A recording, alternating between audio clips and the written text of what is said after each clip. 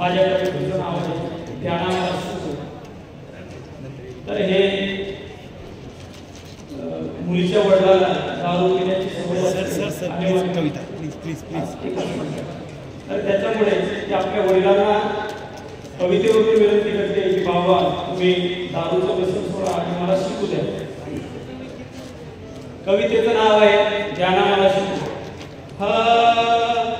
पडते पाया बाबा नका मला मारू, दारू पिऊन तुम्ही असा धिंगाणा करू, दारू पिऊन तुम्ही असा धिंगाणा करू.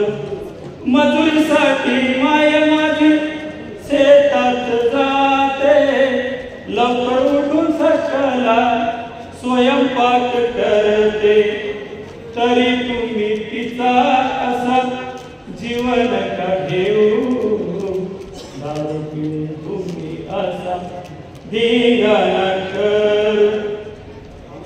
मजुरांचा वेळ गोंड गोंड उन्हात वेचते, थकून वागून संध्याकाळी घराला येते, घेऊन तुम्ही तिला अशा शिव्या नका देऊ, दारू पिऊन तुम्ही असा धिंगाणा करू.